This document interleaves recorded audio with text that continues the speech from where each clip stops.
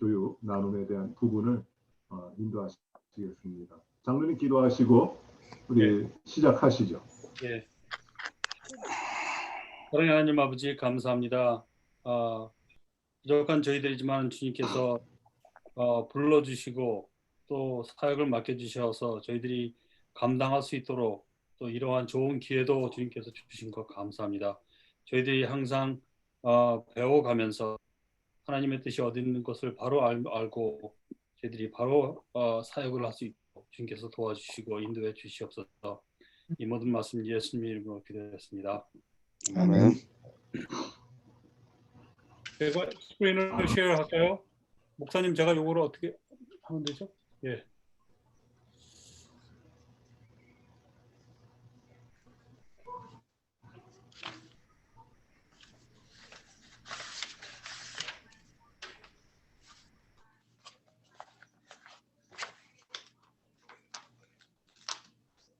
잘 보이시나요? 예. 예. 저희가 지난번에 우리가 어디까지 했었냐면은 6페이지 그 중간 부분까지 했거든요. 그래서 저는 오늘 준비한 내용은 그 6페이지 중간 이제 밑에부터 우리 이 과의 마지막 페이지인 13페이지까지 우선은 준비를 해봤습니다. 뭐 준비를 했다고 그래서 뭐 특별히 뭐 많이 한 건 아니고 여기 있는 내용들을 그냥 제 나름대로 좀 정리를 좀 해보고 거기에 약간 제 생각도 좀 들어가고 여기 빨간 글씨로 된 건 이제 제가 그 삽입한 거고요. 그래서 그렇게 해서 쭉 한번 내려가 보겠습니다. 여기 시작이 그 교역 장로, 그러니까 목사님들을 얘기하시죠. 그다음에 사역 장로, 장로님들이요.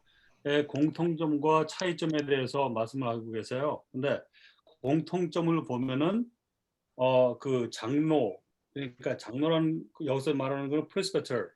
여기서는 교회 공의회 회원으로서 시리와 섬김의 권한을 가지는 사람, 그렇게 정의가 되어 있거든요. 장로로서 사역 장로와 교역 장로는 동급하다, 동급이다 이렇게 말씀을 정리하고 있어요. 근데 거기 보면은 이제 왜 동급이냐면은 당회나 노회나 대회나 총회에서 장로의 투표권은 목사의 투표권과 동일하다 그렇게 나와 있고요. 또 총회는 똑같은 수의 장로와 목사로 구성되어 있다. 그다음에 노회와 대회도 거의 비슷한 숫자다. 근데 제가 이제 저희 노회, 저희가 속해 있는 그 대서양 한민노회를 좀 봤어요. 지난번 그 작년 12월 달에 있었던 회의록을 좀 보니까 거기에 그 라스를 보니까 목사님들의 숫자가 47명이시고 장로는 19분 되시더라고요. 그러니까 이제 이게 그 각 노회마다 사정마다 이게 수는 다른데요. 그러니까 골은 뭐냐면은 골은 그래도 거의 반반씩 그렇게 하기를 원하는데 이게 사정상 저희 같은 그 한미 노회에는 당회가 없는 교회들이 꽤 있고 그러니까 자연적으로 장로님들의 숫자가 적을 수밖에 없어요. 그리고 저희 교회 같은 경우에도 보시면은 벌써 우리 이용호 목사님, 또 이용일 목사님, 또 차신복 목사님 그렇게 세 분이 목사님이 거기 또 노회원이시고 그 저희 통대로는 이제 장로에서 한 사람 그렇게 가죠. 근데 이제 노회에서도 또 총대 외에도 노회에서 필요할 때 사람을 부를 수가 있는데 거기 보니까 그 심영순 장로님 성함이 들어가 있더라고요. 거기에. 근데 어느 부서에 그분이 그때 지금 어느 부서에서 일을 하시고 있으신지 모르지만은 심영순 장로님 그 성함이 들어서 저희 교회는 이게 작년 거니까 소유석 장로님하고 심영순 장로님 그리고 이제 이용호 목사님, 이용일 목사님 그렇게 돼 있습니다. 왜냐하면 그때까지는 이제 차신복 목사님께서 목사들을 받기 전이니까 아직 회원은 안 되셨고 그래서 그렇게 됐습니다. 지금 올해는 예. 심영순 장로님은 이제 빠지셨고요.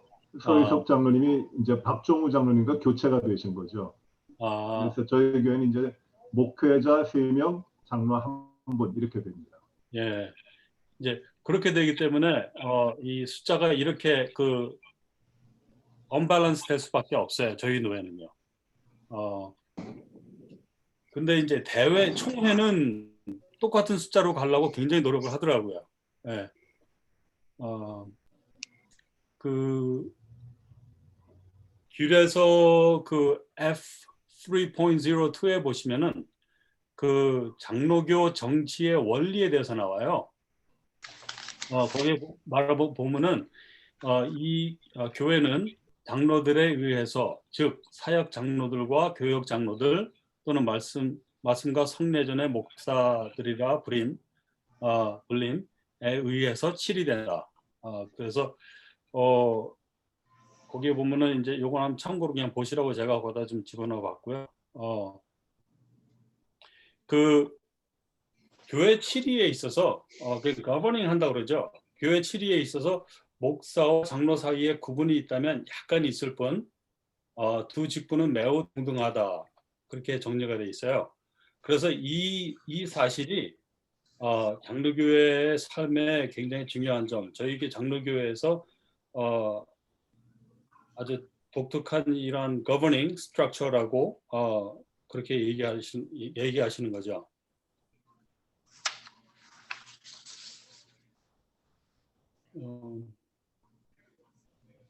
혹시 여기까지 뭐 질문이나 뭐 여기서 오피니언이나 있으신 분 있으세요?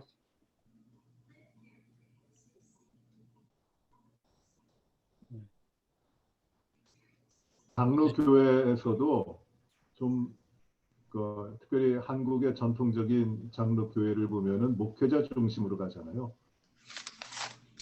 특별히 담임 목사 중심으로 가는데 원래 우리 장로교는 한 목회자 중심이 아니라 당회가 목회자와 그 장로님들의 구성으로 되는 당회가 모든 당원들이 동등한 그 권한과 동등한 입장을 가지고 함께 참여하는 이 당회가 중요하게 되는 거죠. 최우선적인 최상의 의사 결정을 할 수 있고 치리할 수 있는 기관이 되는 것이 목회자가 아니라 당회가 되는 거죠. 그래서 그 당회 구성이 사역 장로와 교역 장로 이렇게 돼 있는 거죠. 예. 그러면 차이점이 있다 그러면은 여기서 차이점 말할 때는 말씀과 교리. 그러니까 사역 장로는 말씀과 교리를 다루지 않는다. 저희 장로님들은 말씀과 교리를 다루지 않는다. 이것은 특별히 그 교역 장로니 그러니까 이신 그 목사님들께 부여된 그러한 몫이라고 합니다. 그래서 그 말씀과 성례전의 사역자로 부르심 받은 목사의 목 그렇게 나와 있고요. 근데 이제 특별한 경우는 있는 것 같아요. 그 귤에서의 G-2.1을 보니까 2.10을 보니까 특정한 목회 봉사의 사역 장로 파송. 그러니까 뭐 어느 미션 필드라든지 아니면 어느 특별한 곳에 노회가 그거를 어프로브해서 그 장로를 이 사역 장로를 교육 장로의 역할을 할 수 있도록 파송을 할 수가 있대요. 근데 거기에는 이제 그 리미테이션이 있고 또 그 지도와 교육을 다 이렇게 같이 받아야지 할 수 있는 그러한 상황이에요. 그래서 요거는 굉장히 특별한 케이스라고 해서 그 G-2.10에 나옵니다. 하지만은 저희가 그 보편적으로 볼 때는 사역 장로는 말씀과 교리는 다루지 않는다라고 아시면 되겠습니다. 그래서 목사님이 이 일을 올바로 수행하기 위해 특별한 훈련과 신실한 준비를 해야 한다. 저는 이거를 읽으면서 특별한 훈련과 신실한 준비, 이것 하나의 신학교에서 신학 과정을 하시는 것이 이 부분, 이를 준비하는 부분이라고 저는 좀 생각을 하거든요. 뭐 제 생각이 이렇게 맞나요? 그거는 이제 저는 그렇게 기본적으로 준비를 하는 것이 그 외 영성 훈련이라든지 또는 지속적인 그 말씀에 대한 훈련과 준비가 늘 있어야죠. 예. 그래서 저희보다도 그 특별히 더 훈련을 받으시고 또 하시는 그 준비하는 그 기간을 두시고 이 사역을 하시기 위해서 이렇게 준비하시는 과정이 있기 때문에 그 과정을 마치신 분들이 이 말씀과 교리를 집행할 수 있는 거죠. 그 디모데후서 2장 15절에 보면 너는 진리의 말씀을 여기 틀렸습니다. 옳게 분별하며 부끄러울 것이 없는 일꾼으로 틀렸나요? 굉장히 어려워지는데 이 희응. 저거는 올가 매다 할 때 아니에요? 그래요? 리을 히읗. 비을하고 희응. 그렇군요. 옳게 분별하며 부끄러울 것이 없는 일꾼으로 인정된 자, 된 자로 자신을 하나님 앞에 드리기를 힘쓰라. 그래서 이게 준비하시고 잘 준비하셔서 사역을 하실 수 있도록 그렇게 권면하시는 말씀인 것 같습니다. 그래서 목사님은 일반적으로 말씀을 설교하고 가르치는데 더 재능이 있어야 하고 그래서 성령께서 이 소명으로 부르셨다고 말을 합니다. 그렇기 때문에 저희가 목사님들을 존경해야 되는 이유가 하나님의 부르심과 그 일을 위해 받은 훈련 때문에 존중을 받고 존경받아야 합니다.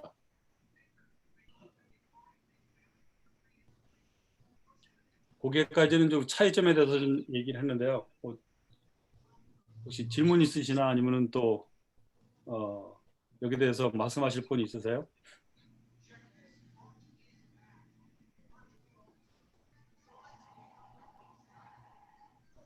네.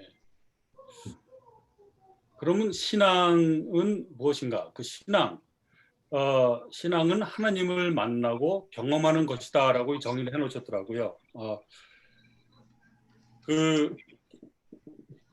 그 개혁주의 전통은 그래서 옛날에 그 뭐 캐톨릭이나 그런 교회에 비해서 개혁주의 전통은 신앙 문제에 있어 숙련가나 전문가의 개념을 희미하게 만들어놨다고 그래요.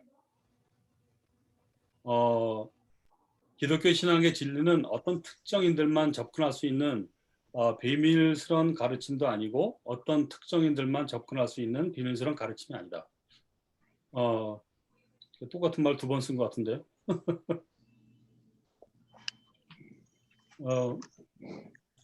이게 우리 그 종교 개혁이 일어나기 전에는 성경도 그 평신도들은 보통 사람들은 성경도 읽지를 못했고 그 라틴어로 돼 있다 그랬죠. 그래서 보통 사람들은 성경도 읽지도 못하고 그래서 특별한 사람만 특정인들만 접근할 수 있었던 그러한 시대도 있었어요. 근데 이제 그때 종교 개혁이 일어났고 이러한 부분들을 많이 바꾸는 거죠. 제 설명이 좀 맞나요? 거기가요? 예. 예. 그러니까 첫째 개혁주의 전통 신앙 문제에 있어 숙련가나 전문가의 개념을 희미하게 만들었다는 거가 이게 영어를 번역한 것이기 때문에 조금 그 의미가 그러면 개혁주의 전통은 전문적인 사람들을 배제시켰나 그렇게 좀 부정적으로 받아들여질 수 있게 됐는데 그런 의미가 아니고 장로님 지금 말씀하셨듯이 그 종교개혁 이전에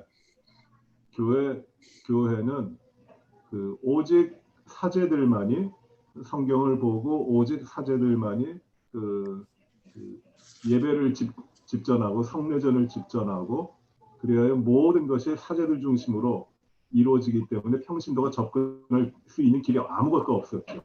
그냥 수동적으로 있는 것.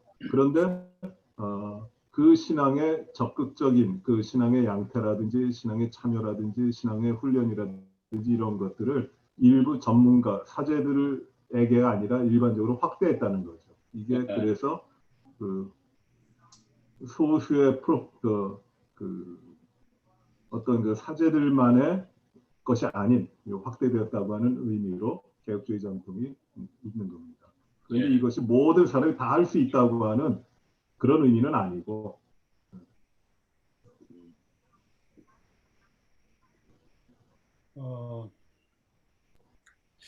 그 우리의 그 믿음의 핵심, 그 핵심이 뭐냐면 그리스도께서 보통 사람들에게 오셨고 성령께서 그들을 믿음으로 일깨워 주셨다는 것이 우리의 믿음의 핵심이라고 정리됐습니다. 그래서 성직자들만 우리를 위해 기도할 책임이 있는 것이야. 우리도 우리를 위해서 기도할 수 있고 직접적으로 또 우리도 성직자님을 위해서 기도할 책임이 있다고 저는 생각이 됩니다. 이건 제 생각입니다.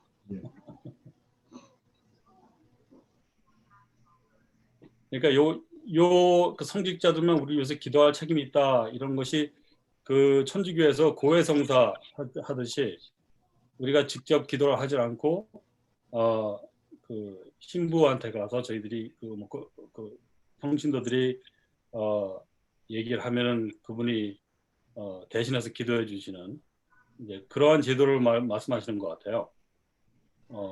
근데 저희는 저희가 직접 하나님께 기도할 수 있고 그러한 신앙을 갖고 있죠.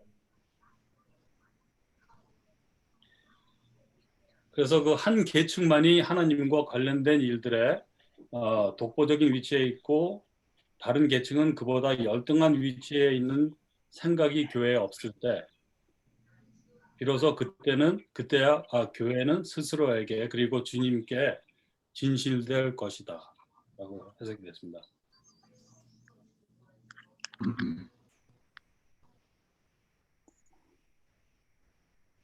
그러면 왜 평신도들을 불러 교회에서 섬기게 하셨는지 거기에 대해서 좀 우리가 생각을 좀 해볼 건데요. 그 신약에 보면은 예수님께서 그 부르신 제자들을 보시면은 어느 종교 제도의 특정 위치에 있던 사람들은 한 사람도 없었어요. 가령 예를 들어서 베드로와 안드레 형제죠. 그다음에 야고보, 요한, 빌립 이분들이 다 어부했었어요. 그 당시. 그다음에 마태는 세리였었고. 그래서 이러한 분들을 왜 그러면 이런 분들을 선택을 했냐? 그 이유를 두 가지로 두시더라고요. 첫째, 성장하고 충성할 수 있는 역량이 있는 자들이기 때문에. 그다음에 영적 미션을 위해 용기 있게 자신을 바칠 의지가 있는 평신도이기에.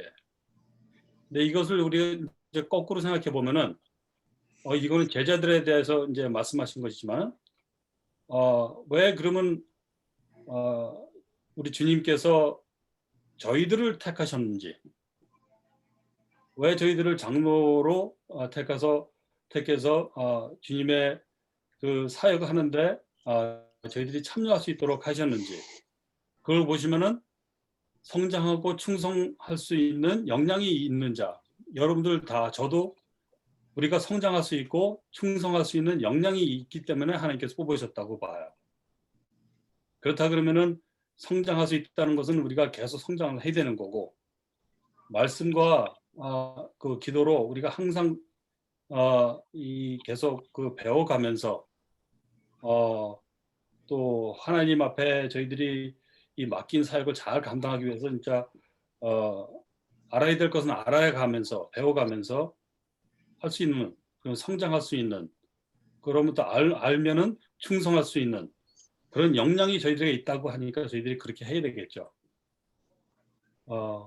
그리고 영적 미션을 위해서 용기 있게 자신을 바칠 의지가 있는 우리 모두가 돼야 되겠죠. 그 구약 그 이제 요거는 신약에서 나온 얘기고 그 구약을 보면은 구약에서도 보면은 그 몇몇 예외를 제외하고는 하나님이 선택하신 그 선지자나 지도자들은 거의 평신도들이었습니다. 그래서 리더십과 책임감을 위해 하나님의 선택을 받은 자들의 특징이 뭐냐면은 살아계신 하나님의 형을 향한 열린 마음이 있었던 자들. 그렇다면은 저희들도 오늘 우리도 이 같은 살아계신 하나님의 영을 향한 열린 마음이 있어야 되겠습니다.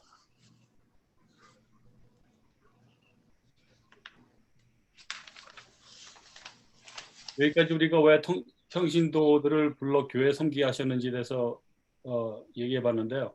혹시 여기서 하실 말씀이 있으신가요?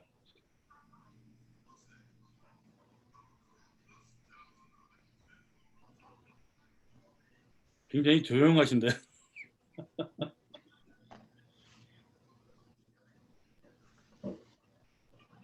그러면 그 기독교 공동체 조직에 대해서 한번 우리가 좀 생각을 해보려고 그러는데 그리스도의 죽음과 부활 후 예수님 그 당시요 예수님께서 돌아가시고 부활하신 그 시대에 보면은 그리스도를 따르는 사람들 사이에 공식적인 조직의 징후는 거의 없었다. 그래서 징후가 무슨 말인지 몰라 찾아보니까 무슨 뭐 에비던스라든지 아니면 마크라든지 심텀이라든지 이렇게 나오더라고요. 그 처음에는 신자들도 예수께서 오시기 전부터 그냥 해왔던 방식대로 살았고 성전에서 예배도 드리고 회당에도 출석하고 뭐 교회라고 특별히 우리가 아는 지금 알고 있는 교회 같은 그런 이런 그 구조를 갖춘 그런 건 없었고 그냥 그때 했던 방식대로 계속 그때 그렇게 시작을 했다고 합니다. 그런데 이제 그리스도인들이 이제 증가해지고 또 그리스도 안에 새로운 정체성을 인식하기 시작하면서 이제 유대교하고 분리하기 시작했고 그들에게 그 익숙한 회당 형식을 따라서 기독교 공동체들이 이제 조직되기 시작했다고 합니다. 목사님 여기에 대해서 좀 보충 설명을 좀 해주시죠. 예수님 부활하시고 승천하신 다음에 우리가 아는 교회로서의 조직이 생긴 게 아니라 교회 모습이 있었던 게 아니라 그때는 유대인들이 믿어오던 그 방식과 유사하게 모이고 가르치고 공동의 생활을 했던 것들이 있었는데 이제 점차 기독교가 되면서 그리스도인이 증가하면서 교회라고 하는 공동체가 형성이 돼 나가기 시작했다는 거죠. 예. 우리가 사도행전 초에 보는 바와 같이 교회가 이제 이루어지기를 시작하는 겁니다. 예. 그 회당 그러면은 그 영어로는 그 시나고그이라고 그러는데요. 그 회당 그러면은 그 예루살렘 성전이 그 파괴되고 이스라엘이 바빌론 포로로 잡혀갔을 때 그때 형성되기 시작한 것인데 그 민주적인 기관이다. 그렇게 여기는 책에 나와 있거든요. 민주적인 기관이다. 그래서 왜 이거를 민주적인 기관이다라고 얘기하는지 저는 잘 모르겠어요. 그 회당을 좀 찾아보니까 회당은 함께 모이다라는 뜻이래요. 그 회당이라는 게, 시나고그라는 게. 근데 그게 펑션이, 그 기능이 세 가지로 히브리어로 표현을 하는데 하나는 기도하는 집, 또 집회하는 집, 학습하는 집. 이같이 세 가지의 기능을 히브리어로 이 회당이라고 그렇게 표현을 한다고 합니다. 근데 여기 왜 민주적인 기관이라고 이렇게 했을까요?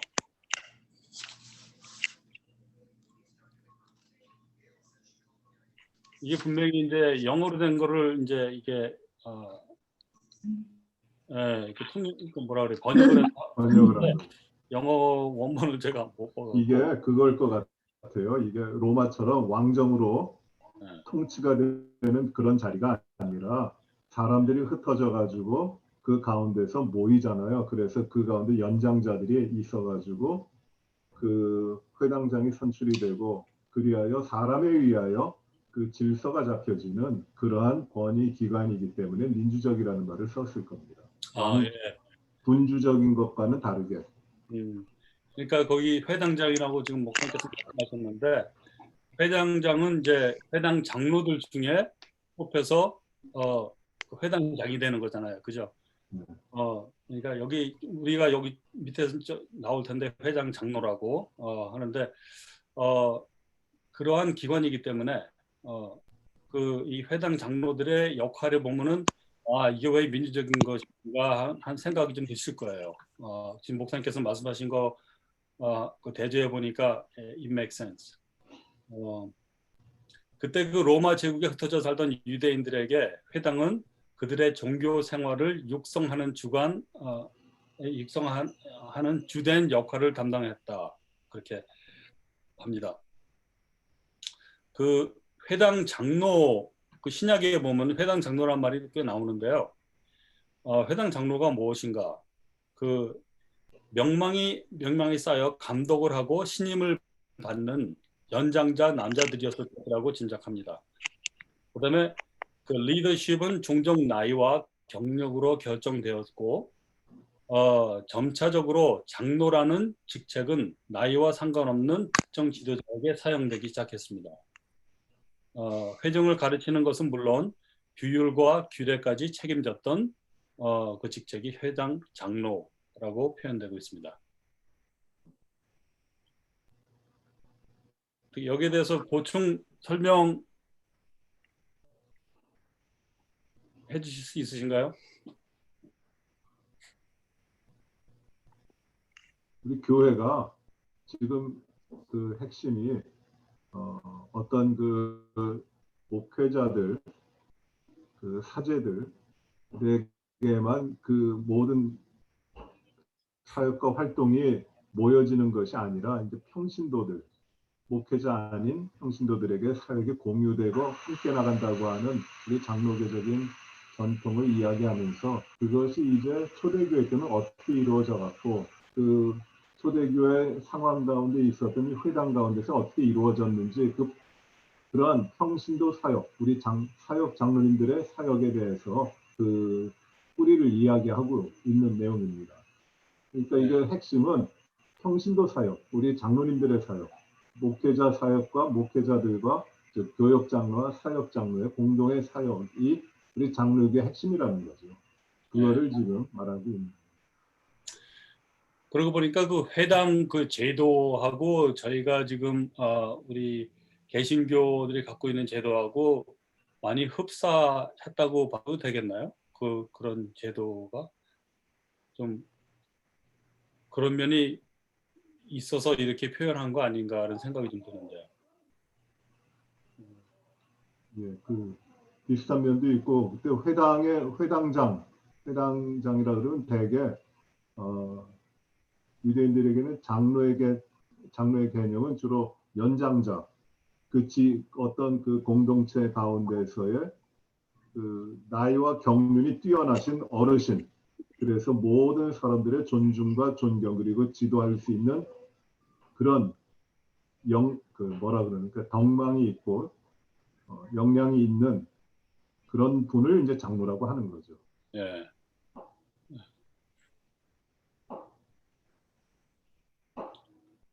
그러면 그 초대 기독교 공동체에서의 장로는 뭐 어떻게 표현되고 있냐면은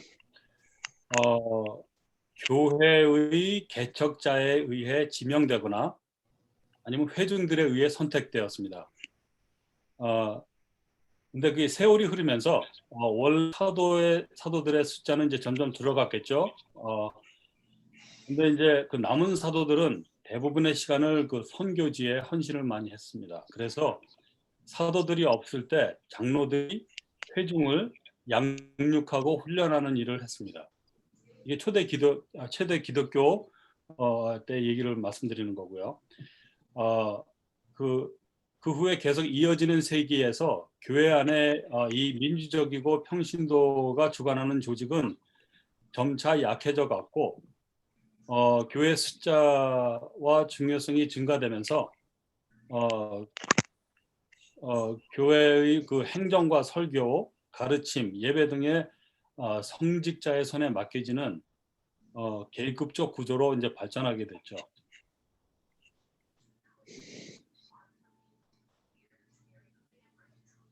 그래서 그 결과적으로 그 평신도는 종교 활동에 모든 책임 있는 참여와 지휘에서 이제 제외되게 되죠.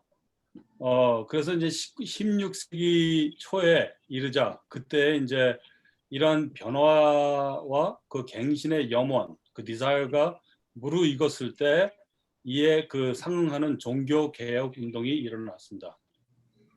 근데 그 종교 개혁 지도자들의 그 목표는 새로운 교회의 시작이 아니라 그 당시 부패하고 불순한 기성교회를 정결케 하는 것이 목적이었었어요. 그래서 저희가 잘 아는 그 이 책에서 말하는 존 켈빈의 켈빈이 지도자로 있었던 그 스위스 제네바의 그 종교 개혁에 대한 이야기인데요. 장로교 교리와 정치 제도가 그곳에서 시작되었고요.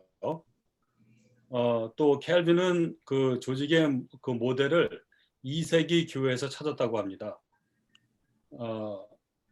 그 또 켈빈은 또 그리스도께서 교회 안에 그 네 가지 직분을 인스티튜트 그러니까 제정하셨다고 생각했는데 그 네 가지 중 그 목사, 또 교사, 사역 장로, 집사 이렇게 네 가지 직분인데 목사는 하나님의 말씀을 설교하고 교사는 어린이와 어른을 교육하는 학교를 세우고 또 사역 장로는 규례와 권증을 주관하고 또 집사는 또 가난하고 궁핍한 이들을 돕고 자선 사업을 하기 위해서 이러한 네 가지 직분을 제정하셨다고 생각했습니다. 그때 그 켈빈이 있었던 그 제네바의 그 사역 장로를 보면은 12명이 있었는데 12인이 모두가 평신도였었고요. 그 도시의 여러 교회들을 대표한 사람들이었습니다.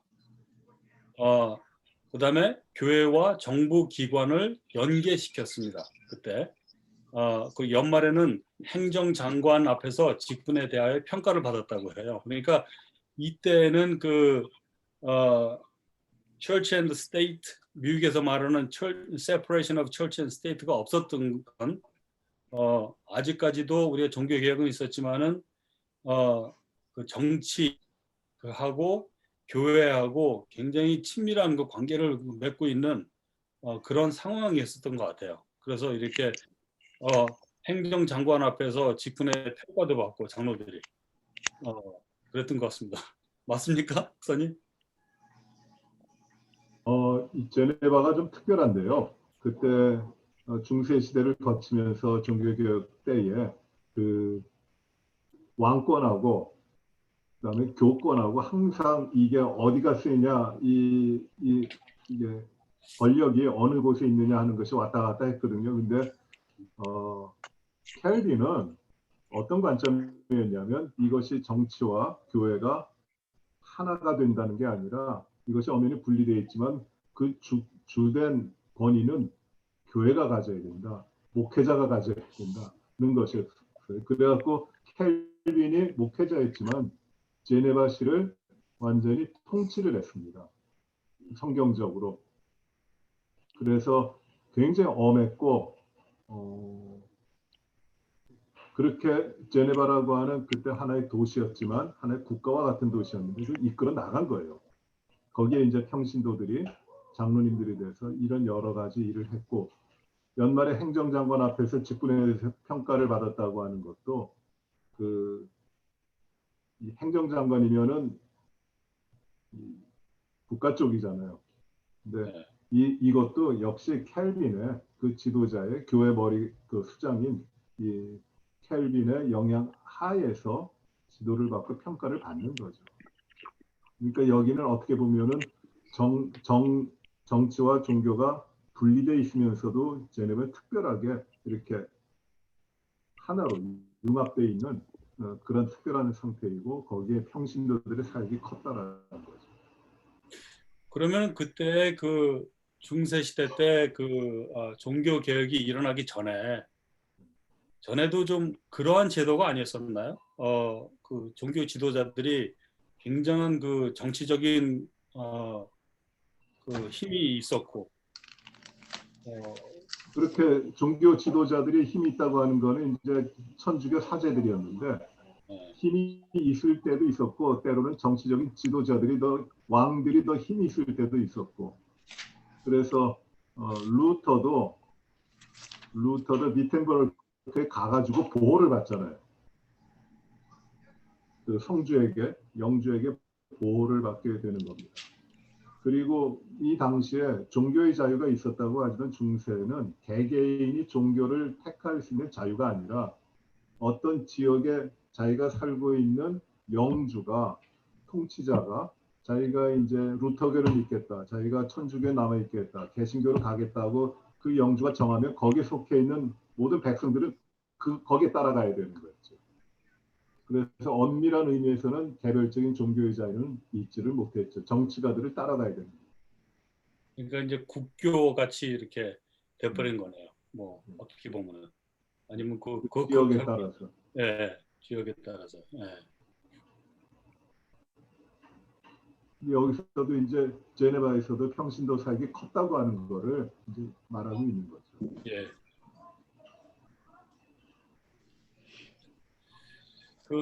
그러면 그 장로 교회의 삶과 권징의 특정적인 요소들을 보면은요. 목사와 평신도는 동등한 권위가 있으나 구별된 임무와 사명에 따라 교회의 교화과 규례를 위해 섬겼다. 근데 여기서 교화과 규례라는 말이 무슨 말이죠? 잘 모르겠더라고요. 교화가 진리의 가르침으로 가르치는 그 진리를 세우는 것이고 말씀을 가르치는 것이고 규례는 교회 전통과 질서죠. 그러니까 지금 우리 저희 독거 보도에 나오는 대로 목사님들은 words and sacrament 하고 예.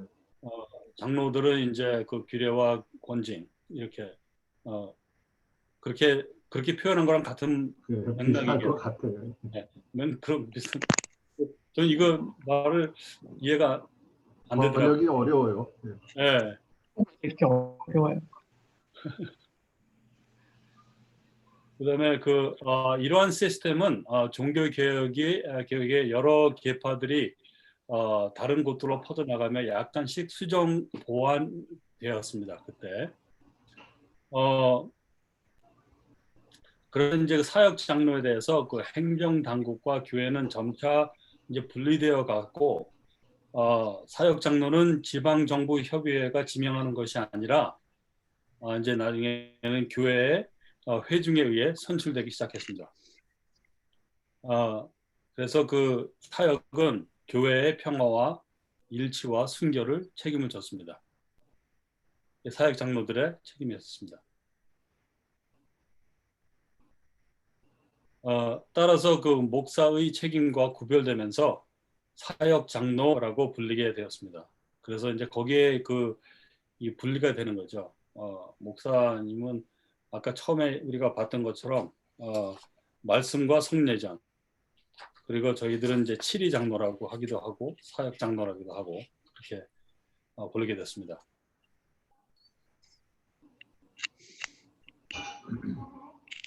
그 제네바에서 시작된 그 켈빈의 종교 계획은 이제 그때 그 스코틀랜드하고 그 노던 아일랜드하고 네덜란드하고 해서 시작해서 그다음에 그 유럽에서 이제 신세계로 퍼져나갔는데요.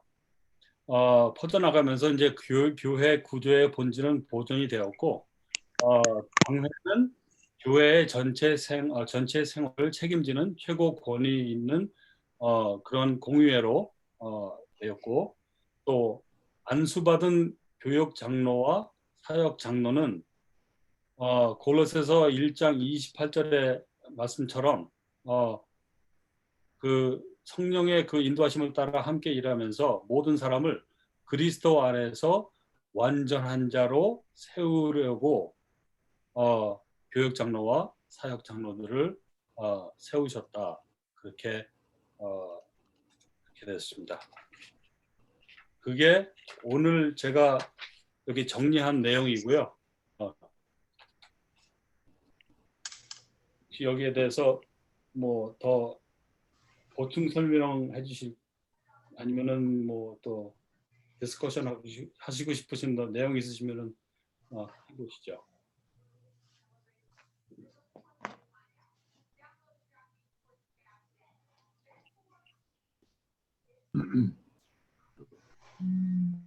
오늘 내용의 핵심은 평신도 장로님들의 어떻게 그 교회 사역을 권위를 가지고 책임을 가지고 하시도록 했는가에 대한 그 역사적인 것을 쭉 본 겁니다. 초대교회를 시작해서 빠르게 왔습니다만 그 고대와 Ancient Church와 Medieval Church를 중세 시대를 지나서 개혁주의와 그리고 신세계까지 퍼져나간 거 보면 오늘 우리에게 있는 이 장로교의 전통을 쭉 본 건데요. 거기에 이제 목회자뿐만 아니라 평신도로서 우리 장로님들이 세워져서 이 사역을 하시게 됐다. 똑같은 권위로 하게 됐다고 하는 말씀을 이제 핵심적으로 나누는 거죠. 예. 저는 요거를 좀 보면서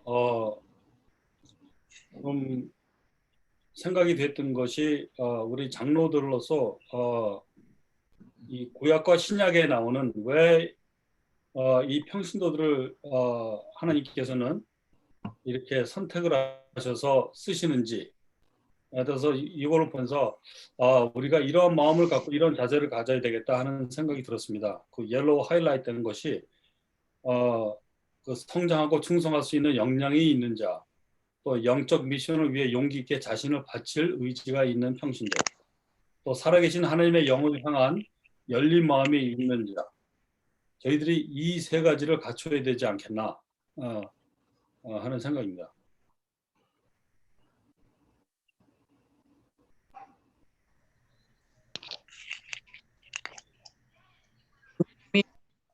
너무 잘 정리를 해주셨는데요.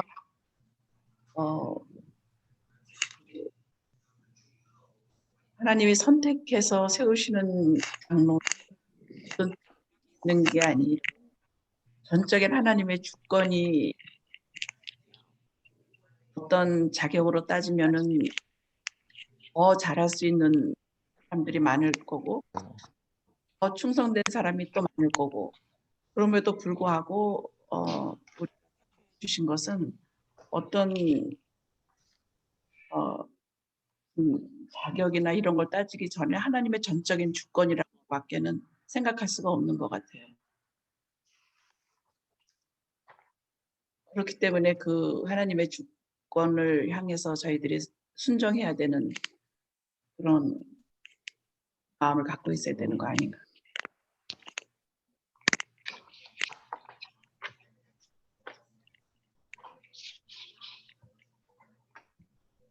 그러니까 저희들이 뭐 자격이 있어서 뭐 그 옛날에도 그 신약 시대에도 그랬고 구약 시대도 그랬고 진짜 하나님께서 우리 인간적으로 생각해 보면은 진짜 그 쓰시려고 그러면은 똑똑하고 뭐 이 사회적으로 지위가 있고 좀 사람들한테 내놔도 손색이 없는 이런 사람들을 쓰지 않고 왜 평신도 또 그냥 보통 사람들 우리가 생각해 보통 사람 같은 사람들 썼냐 하면은 하나님께서는 이러한 이걸 읽으면서 저 성장하고 충성할 수 있는 역량이 있는 자라고 인정을 하셨다는 게 저는 마음에 와 닿았어요. 그러니까 이것을 하나님의 기대에 어긋나지 않게 우리가 계속적으로 성장해야 되는 그런 책임이 있는 것 같아요. 우리가 우리 하나님께서 저희들을 불러주셔서 이렇게 하지만은 저희들이 여기서 머무는 것이 아니라 또 머문다는 것은 제자리걸음한다는 것은 후퇴한다고 생각이 되거든요. 근데 저희들은 앞으로 계속 나가면서 성장해야 되는 것이 우리의 책임이라고 생각이 됩니다.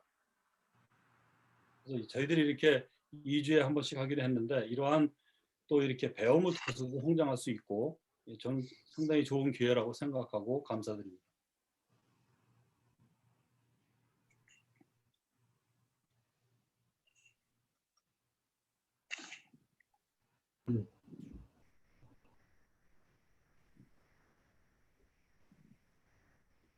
이 장로교 제도가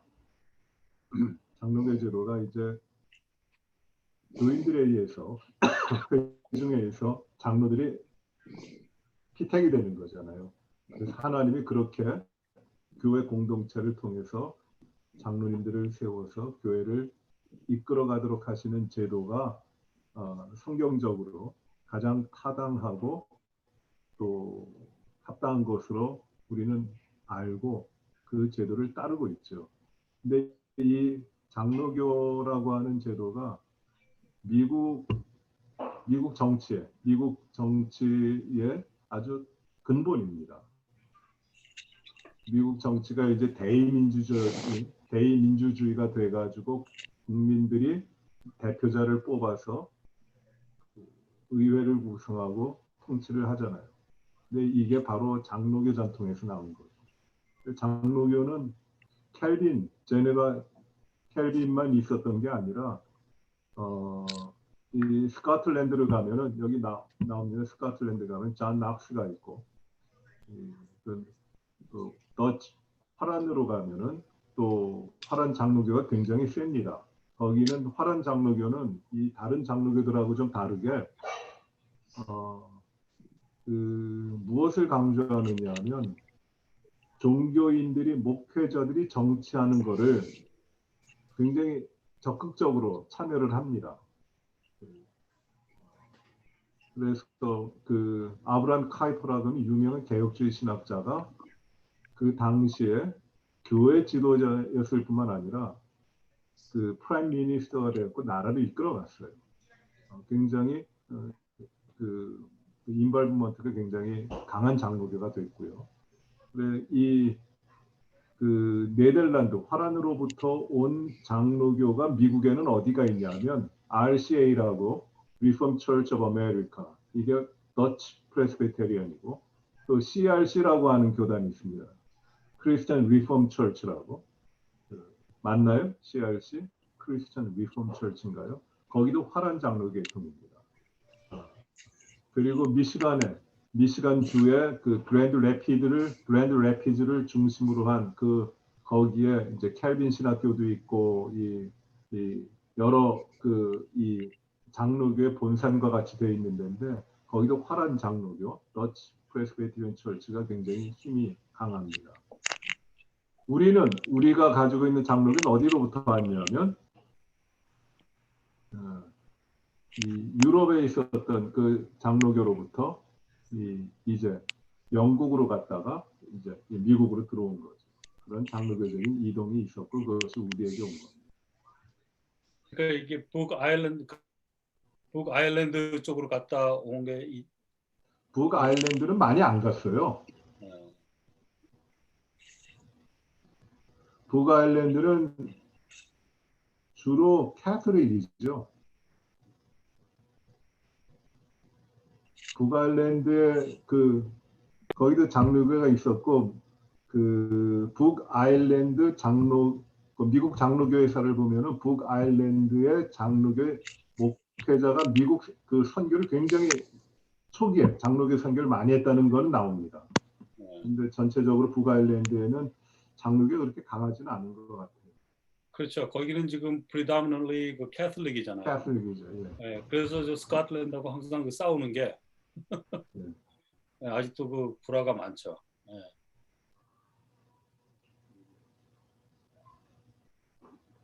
예, 또 다른 질문 있으십니까? 목사님, 그러니까 핵심, 예. 근데 처음에는 사역 장로 조직이 이제 남자분들로 구성이 됐잖아요. 네. 근데 어느 때부터 이렇게 여자분 장로들이 관여가 됐나요? 아직도 허가가 안 되는 그런 교회도 있다고 들었거든요. 그렇죠. 예. 언제부터인가요? 그게 언제부터는 저도 모르겠는데 아직 PCA에서는 여자가 장로가 못 되시죠? 안 됩니다. PCA에서는 안 됩니다. 네. 다른 많은 교단에서 안 하고 있죠. 우리 교단은 언제부터인지 아주 그거는 오래된 건 아니네요. 네, 아니요, 그거는 굉장히 다음 오래됐을 거예요. 네. 예.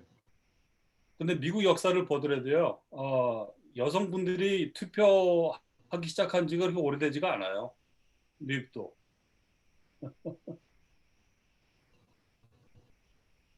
20세기에 일어났던 일인 것 같아요. 예.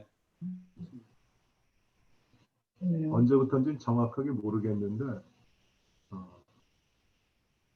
근데 우리 다음 과 보시면은 그 사역장로는 누가 돼야 되는가, 자격은 무엇인가 하는데 우리 거기서 또 좀 다뤄보도록 하죠. 그 문제도 좀 다루고. 그러니까 장로는 임명되는 것이 아니라 교인들에서 선출되는 교인들의 대표이기 때문에 이 장로교의 개념상 그 장로는 누구든지 다 될 수 있는 것이에요. 누구든지 평신도들 가운데 어린 나이로 제한할 수도 없고 어떤 그 직업이라든지 어떤 학문에 대해서 그 제한할 수 있는 그런 것이 아니라 누구든지 다 될 수 있는 겁니다. 56년부터 여자 장로가 됐어요. 그렇게 됐다고 1956년입니다. 나오네요. 기록으로는. 예. 그때 허용됐다고. 그러니까 제너럴 어셈블리에서 그렇게 통과가 된 거죠. 예, 56년 그쯤 될 겁니다. 그때쯤이 여자 여기 투표할 수 있고 그쯤 아니에요? 미국이? 쯤이에요. 예, 맞습니다.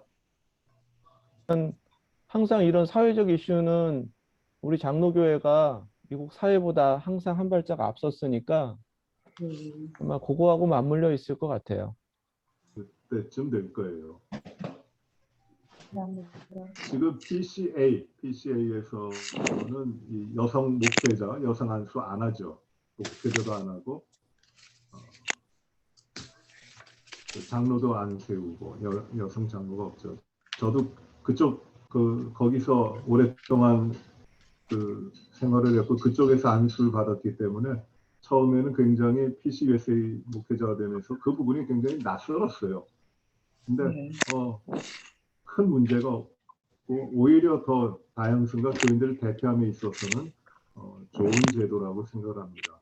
왜 여성 장로를 세우질 않느냐 하면은 디모데서에 나와 있는 말씀에 따라 여자가 가르치는 것을 허용하지 않는다라고 하는 말씀이 있기 때문에 그런 여성들에게 그 권위를 주는 것이 성경적이지 않다고 해서 반대하고 있는 거거든요. 그쪽에서는. 근데 이제 그것을 어떻게 해석하느냐의 문제는 또 다른 문제고 우리 PCUS의 우리 교단에서는 여성 장로님들이 가능하면은 절반이 되도록 하고 있는 거죠. 네.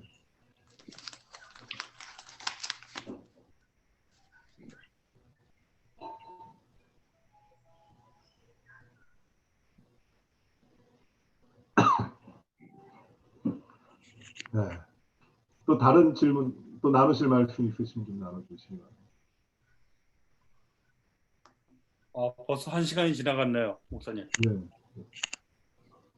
네, 수고하셨습니다. 이 핵심은 장로님들의 평신도 지도자, 장로로서 목회자와 같이 동등하게 사역하시는 것이 나타나는 겁니다. 거기에 대해서 우리가 핵심을 알고 그 2과에 들어가시면 장로 사역장로의 기준은 자격은 무엇인가? 사역장로의 자격에 대해서 하는데 혹시 이 부분을 좀 요약해서 발제하시고자 하시는 분 계세요? 어느 분이 좀 하시겠습니까?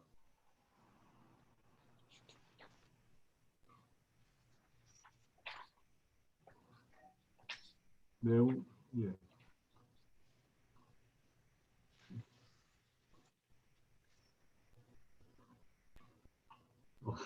그걸 좀 자원하시는 가위바위보 하시죠.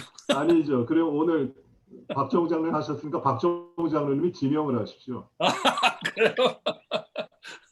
이주봉 장로님이야. 저는 좀 나중에 좀 하겠습니다. 지금 예, 순서대로 해야지. 같이 공부하는 거니까 박정우 장로님이 좀 지명을 하십시오. 그래요? 어느 분이 저한테 저녁을 사시겠습니까? 그럼 그분은 아, 장로님이 좀 사셔야죠.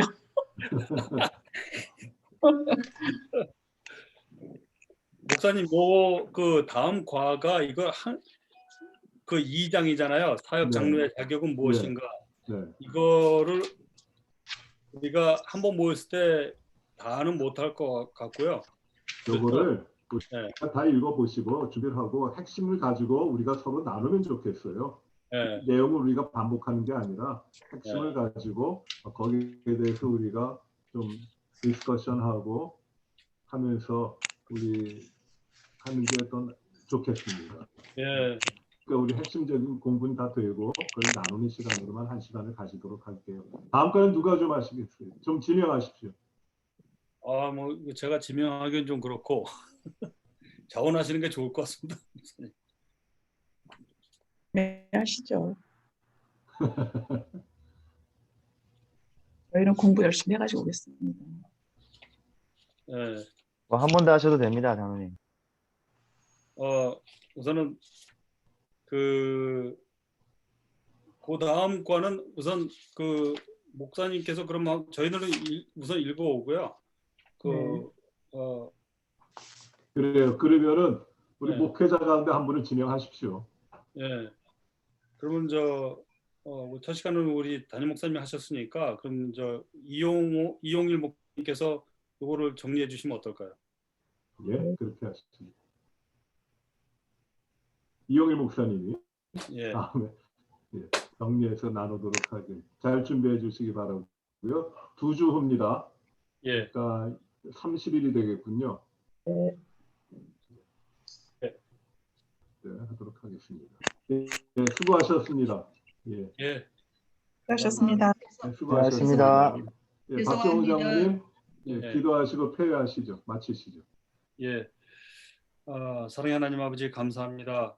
저희들도 우리 교역 장로 또 사역 장로에 대해서 저희들이 그 차이점과 공통점 또 하나님께서 저희들을 통하여서 무엇을 알기를 원하시는가를 좀 배웠습니다. 하나님 아버지 저희들이 배워서 머리에만 있는 것이 아니라 저희들이 직접 행동으로 옮길 수 있고 이 말씀을 따라갈 수 있는 용기로 허락해 주시옵소서. 이 모든 말씀 예수님 이름으로 기도했습니다. 아멘. 아멘. 네. 저 한 마디만 수고하셨습니다. 할까요? 예.